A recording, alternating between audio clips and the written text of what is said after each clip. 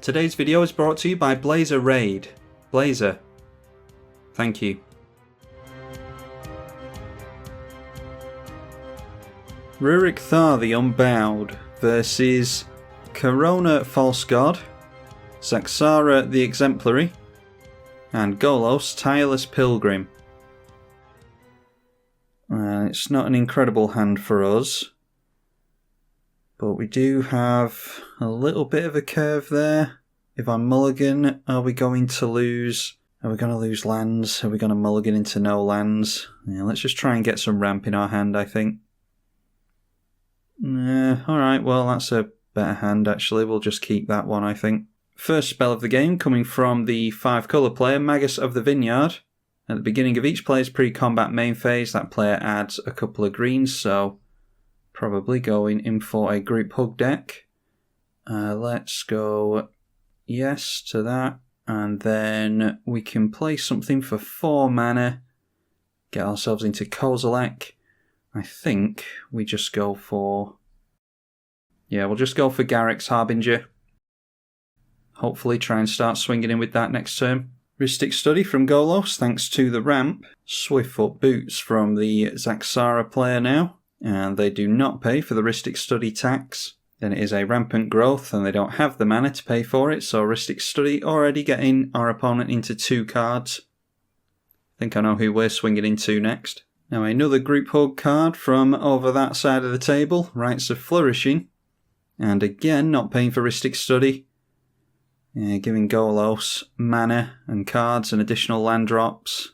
It's quite worrying. Although, with an additional land this turn and the additional mana, we might be able to just get into our Ruric Thar here. It is, yeah, just 1 red and 1 green. So, yeah, we can just go for that, can't we? So we'll play Castle Garenbrig and the Snow-Covered Forest. Then let's add the 6 mana for creatures. And then we could add 6 mana for creatures, but that wouldn't allow us to pay for Rhystic Study, unfortunately. Yeah.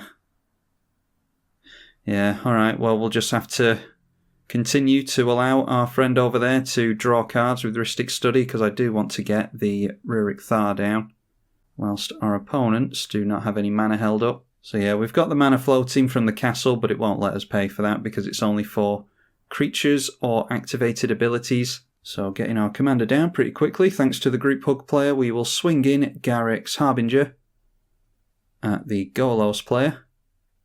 Hopefully get ourselves into a card here. Alright, Urabrask is nice. Yeah, I think it's Urabrask there. The deck comprises pretty much entirely of creatures. There are some enchantments, there's the odd artifact, but it's pretty much creatures and lands. And then we do also have Primal Surge in the deck, which is the only sorcery that's in the deck. There are no instants. I was thinking of putting Vidalcan Orrery in here, but yeah, I don't know if I'll do that eventually or not. But Primal Surge is just a means of getting every permanent in the deck into play. And our opponent, the Golos player, goes for Gigantha the Wellspring, which will allow them to pay for their Golos mana much more easily. Zaxara going straight in for Animist's Awakening, which will make them eat 6 damage from the Ruric Thar. Looks like they've also tapped out into the Rhystic Study, but they get to pour all the land cards revealed from the top 6 cards onto the battlefield. Got themselves, I didn't actually count how many lands they hit there, but they've ended up with 3, 6, 7 and 8 in total. And then the 5-colour player going for a Font of Mythos should allow us to continue to make lands, and this time they pay for the Rhystic Study. They are also going to eat 6 damage. Okay, Vexing Shusher for us, first of all. So we've got Destiny Spinner and Vexing Shusher to make our stuff uncounterable. Then we get into some additional cards, get into the land that we need for this turn, so we can make 2 of those. Oh, and a Lurking Predators as well, which will be good with Urabrask in play. Yeah, let's get down the lands first of all. And then we'll tap down the Castle Garenbrig with our green mana. That will make 6. I do want to go in for Urabrask. It's good that all of our opponents are tapping out every turn. And then I think... yeah, we'll pay for the Rhystic Study. And then we can just go for the Somberwald Sage this turn. So let's do that right here.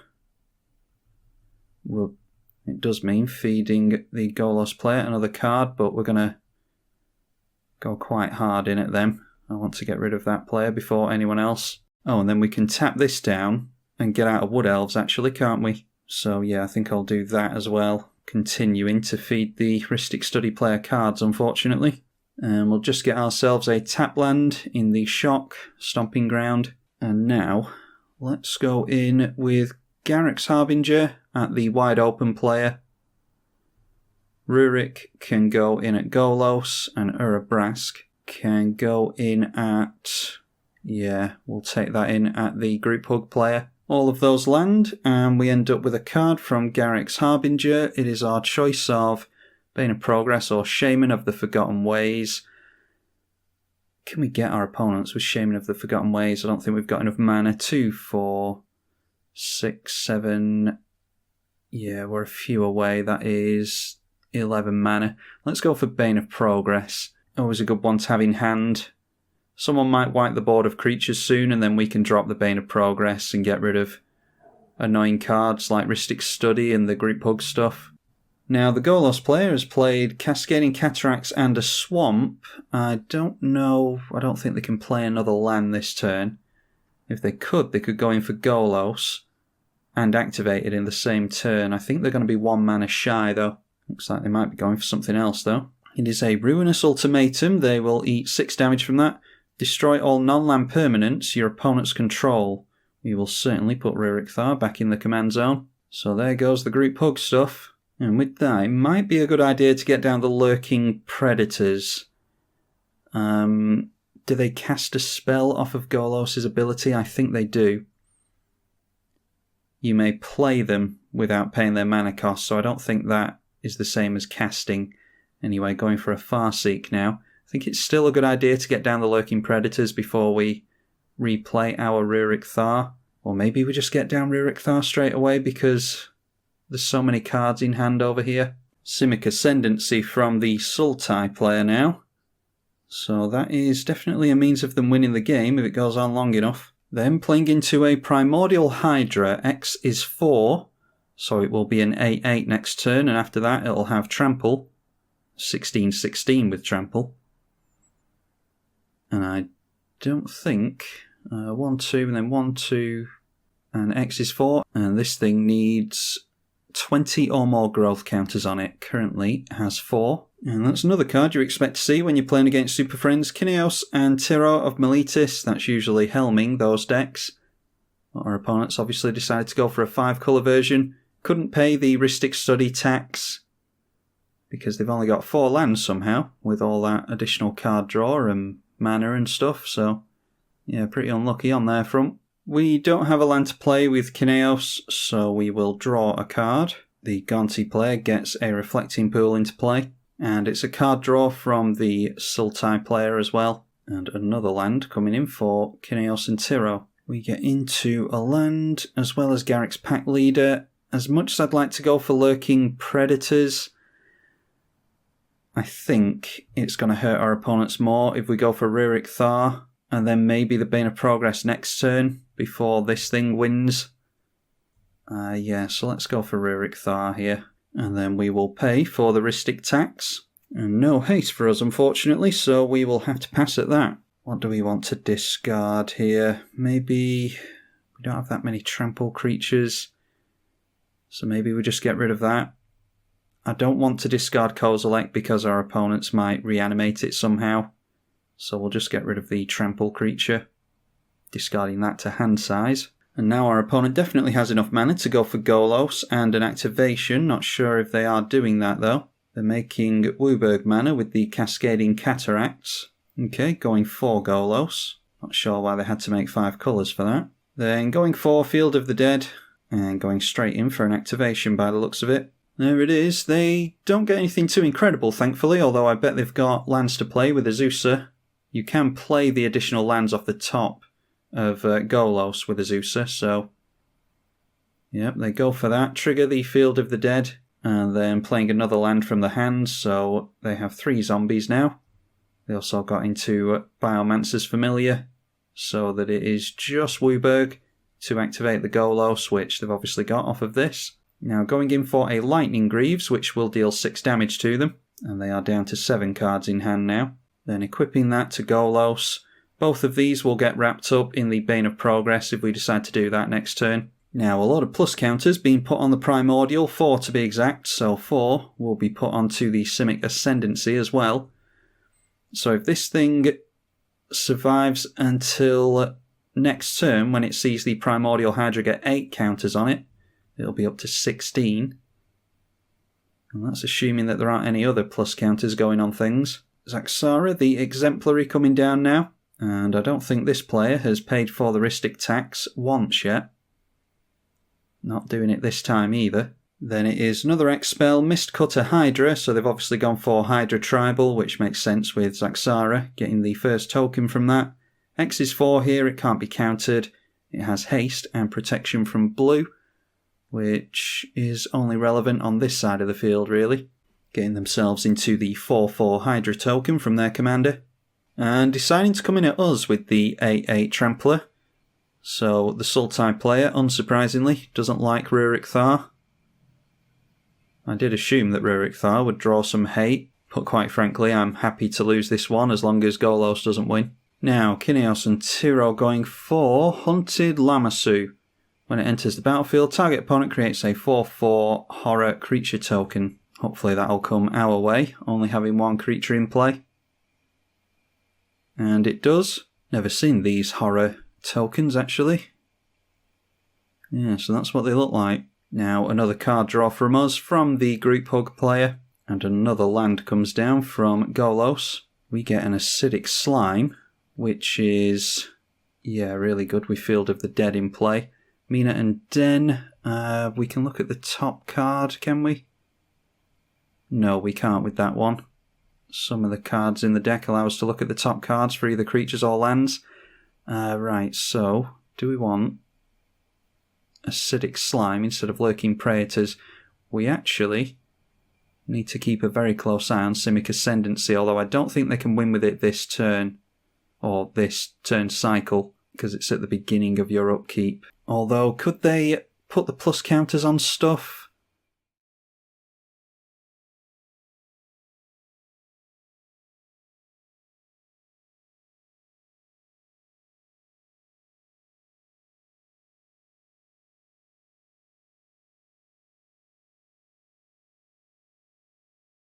Yeah, so let's go for Vexing Shusher first of all.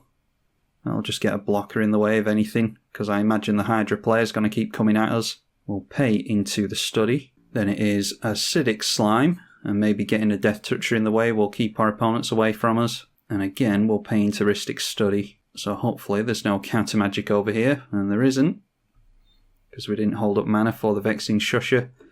That is definitely Field of the Dead. Yeah, that's the one we go after. Now, if Golos is built around Field of the Dead, as it so often is, I'm sure they have plenty of means of fishing that out of the graveyard. They might even have Heroic Intervention held up. Well, apparently not. Field of the Dead going down.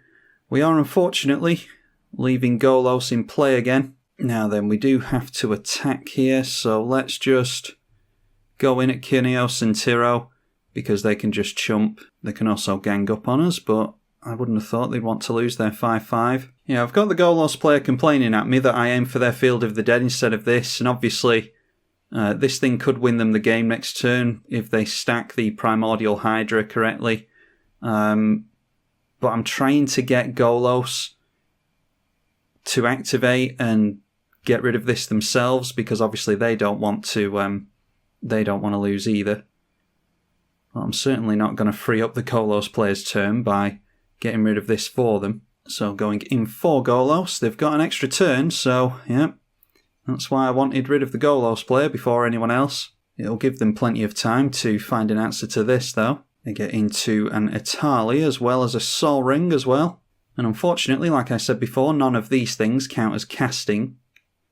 So they won't trigger on Ruric Thar, although I'm wondering if our opponent actually knows that or not. Oh, our opponent just lost life to the Ruric Thar there when they went for the Time Warp. So, yeah, it says played here, but yeah, it can be played until the end of the turn, but it obviously still triggers the Ruric Thar. So they're going for Kozilek, Butcher of Truth. That can have haste.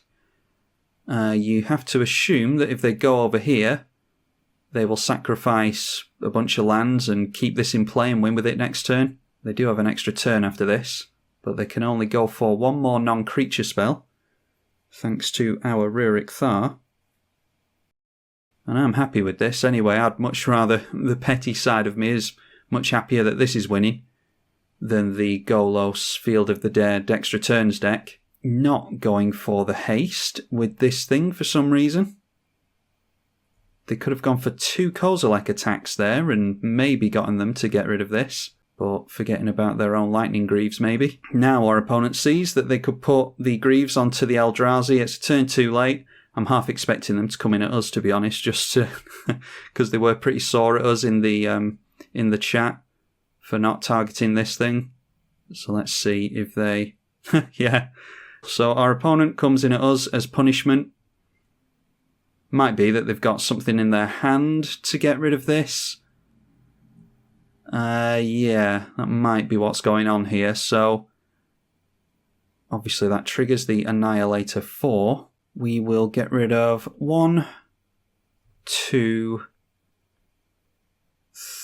3, and 4 permanents. 2 lands, 2 creatures.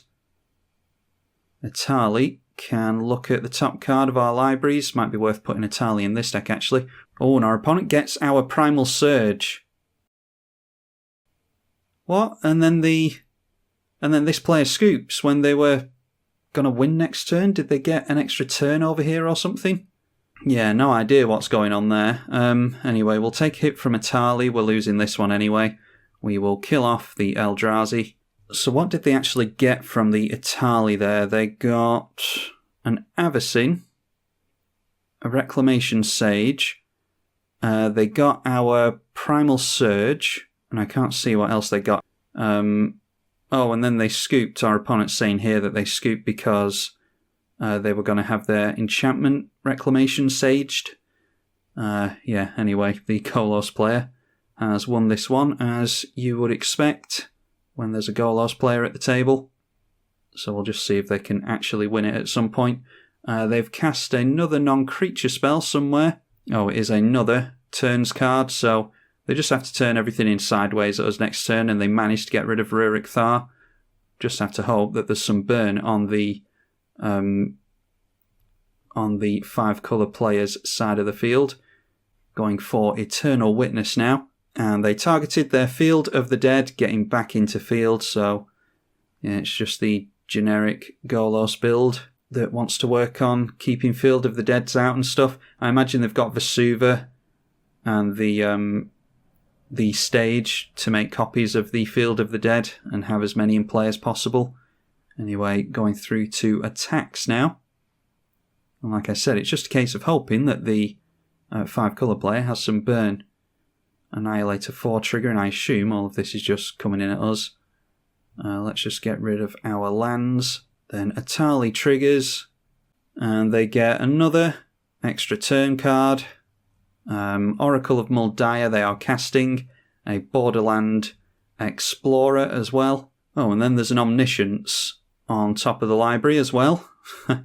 That is being revealed by the Oracle of Muldiah. It doesn't really matter. We'll discard something just for the sake of grabbing a land. Get rid of Mina and Den. Borderland Explorer allows us to discard, and we can search for a basic. And our opponent does do that, shuffling away the Omniscience just after triggering field as many times as they can, seemingly. They've got Azusa in play, don't forget. We will just look for a forest. And then what are we blocking? It doesn't really matter, does it? We'll get rid of Golos. Yeah, I think everything's just swinging in at us. So we're going down either way. Oh, the Kozilek made it back somehow. Oh, of course, it's indestructible, isn't it? Thanks to Avacyn. So we blocked with the Death Toucher before, but doesn't actually matter whilst Avacyn is in play. Forgot about that. And there we go. Our opponent successfully managing to get rid of Ruric Thar. Did knock them down to 3 life, though. So it's just fingers crossed for the 5 colour player. Although what often happens with Group Hug is that you just allow the actual powerful decks to accelerate, which is what they did with us. They did it with Golos, and then the powerful players just win more quickly. I don't think I've ever actually seen a Group Hug deck actually win. Just playing more Ramp in Basalt Monolith and Rampant Growth. Now Chromatic Orrery, a new one from, I think it's M21, this one. Going for an activation with Golos again. They have Negate and Swiftfoot Boots. It's good for our opponent to know that they do have counter magic, although with this amount of mana it's not like they can play around the counter magic. How else could they win? They've got a flyer in the way of their 5/5. If they've got removal for this, they might be able to get through. There's one less counter spell in their hand for something like a Path to Exile. And now they remember to put the Lightning Greaves onto the Angel, so that's even less chance that our opponent has to deal with that. They could play a land and go in for an overloaded Cyclonic Rift. I'm not playing with any of the patrons, so our house bands are out of the window for this game. Well, there's their Swords to Plowshares, so they go up to 15, exiling their own Kozilek, so that's probably the Kineos and Tyrol player done. Another activation now takes them into Gilded Lotus and some lands. I don't think they can play any more lands. Oh, they can. They did play one. That was another Field of the Dead trigger. And I think Gilded Lotus allows them to make another Golos activation. 35 cards left in the library. So going for another one. That is Bringer of Blue Dawn. That looks like... yeah, that's Aminatu's Augury. Yeah, so a bunch more stuff into the Exile Zone. Expropriate, Jace the Mind Sculptor, they got Mystical Tutor, another extra turn card, Mystic Remora, a mana tripler, a mana doubler, yeah, so the Kineos and Tyrol player decided to scoop it from there. That was your typical generic Golos build. Hopefully you all enjoyed our first visit to Ruric Thar. Hopefully we won't come up against anything too powerful next time, because I don't think it's too incredible a deck. You can look through the deck list, as always. That is in the description. And be sure to let me know if you want to see some more from it. I'm tribalkai on the EDH channel. Thank you for watching.